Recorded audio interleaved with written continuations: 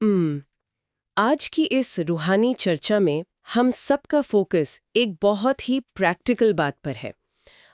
हम सब देखते हैं कि सारा दिन हमारा पुरुषार्थ बिल्कुल ठीक चलता है, मन शांत रहता है और संकल्प भी एकदम शुद्ध रहते हैं। जी बिल्कुल।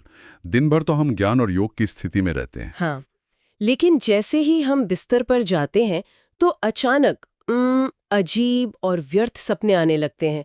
तो आज का हमारा मिशन 16 नवंबर 1995 की अव्यक्त मुरली की गहराई में जाना है।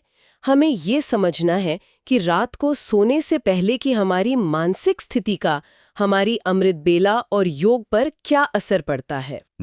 ये सच में एक बहुत गहरा सवाल है, क्योंकि दिन में तो कोई विकर्म नहीं होता, लेकिन रात को स्वप्न में पवित्रता खंडित हो जाती है। बाबा मुरली में इस स्थिति को बहुत ही सटीक शब्द देते हैं। बाबा इसे अलबेलापन कहते हैं। अलबेलापन।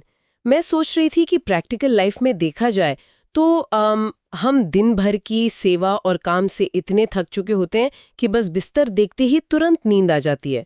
तो इसमें अलबेलापन कैसा? तो अलबेलापन नींद आने में नहीं है, बल्कि हमारे सोने के तरीके में है। होता क्या है कि हम बिना सारे दिन का पोता मील दिए सो जाते हैं। मतलब बिना अपना चार्ट शिव बाबा के सामने रखे सीधे बिस्तर पर चले जाते हैं। अच्छा, तो पोता मेल न देना ही मुख्य कारण है। बिल्कुल। पोता मील देने का अर्थ सिर्फ हिसाब बताना नहीं है। इसका मनोवैज्ञानिक मतलब है अपनी बुद्धि का सारा बोझ उतारना। वाह।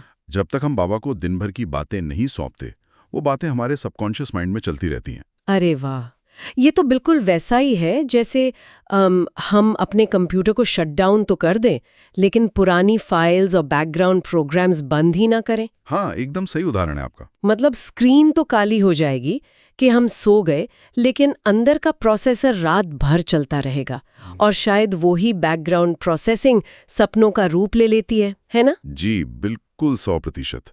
उन बैकग्राउंड बातों को पूरी तरह बंद करने के लिए ही बाबा का एक स्पष्ट फरमान है।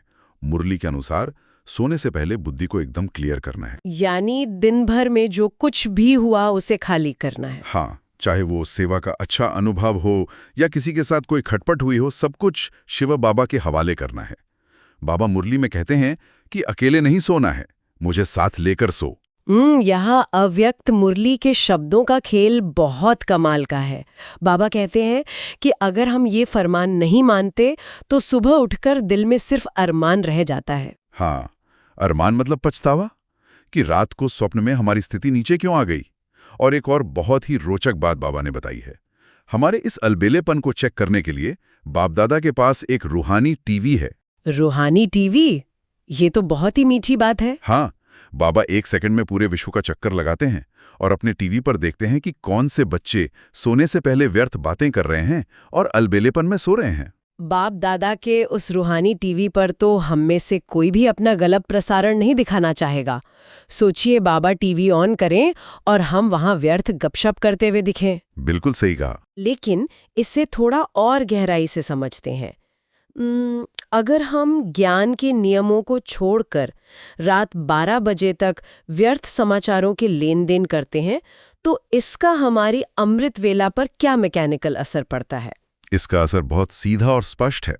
रात का अलबेलापन सुबह के अमृत वेला को भी अलबेला कर देता है। जब आत्मा सुबह योग में बैठती है तो बुद्धि पूरी तरह से फ्रेश और हल्की नहीं होती। तो इसका नतीजा क्या होता है? नतीजा ये होता है कि हम आधा समय निद्रा लोक में और आधा समय योग में झूलते रहते हैं। सच्ची धारणा नहीं हो पाती। एक मिनट, मुझे यहाँ एक बात समझनी है। कई बार जब हम सुबह उठकर योग में बैठते हैं तो बहुत शांति महसूस होती है।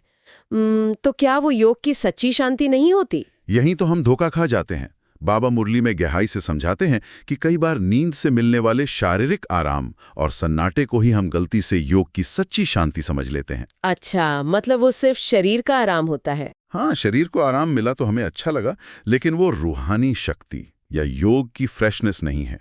वो सिर्फ एक शारीरिक प्रतिक्रिया है। ये तो बहुत ही सूक्ष्म चेकिंग का पॉइंट है। मतलब हम शांति से बैठे तो हैं, लेकिन आत्मा में ईश्वरीय शक्ति नहीं भर रही, क्योंकि बुद्धि अभी भी रात के बोझ से दबी हुई है। बिल्कुल सही पकड़ा आपने। इसलिए मुरली का मुख्य सार यही है कि यदि आदि यानी हमारा अमृत वेला और अंत यानी रात को सोने का समय श्रेष्ठ होगा, तो मध्य यानी हमारा सारा दिन स्वतः ही ठीक हो जाएगा। तो आज की इस चर्चा से ये बात बिल्कुल साफ है कि सोने से पहले का ये शटडाउन प्रोसेस कितना जरूरी है, लेकिन इसे हम पुरुषार्थ में एक कदम और आगे ले जाते हैं। जी बिल्कुल। जरा इस बात पे गहराई से मनन चिंतन करें। अगर हम हर रात अपनी बुद्धि को पूरी तरह खाली करने और शिव बाबा को सब कुछ सौंपने की कला सीख लें, तो क्या हम इस डिटैचमेंट का इस्तेमाल दिन के बीच में किसी बहुत तनावपूर्ण परिस्थिति के दौरान भी तुरंत नहीं कर पाएंगे? ये तो बहुत ही गहरी बात है। हाँ, रात की ये प्रैक्टिस शायद हमारे दिन के हर तूफान को शांत करने की चाबी बन सकती है। इसी सुंदर विचार के साथ आज की रूहानी चर्चा यहीं संपन्न करते हैं। ओम शांति। ओम शांति।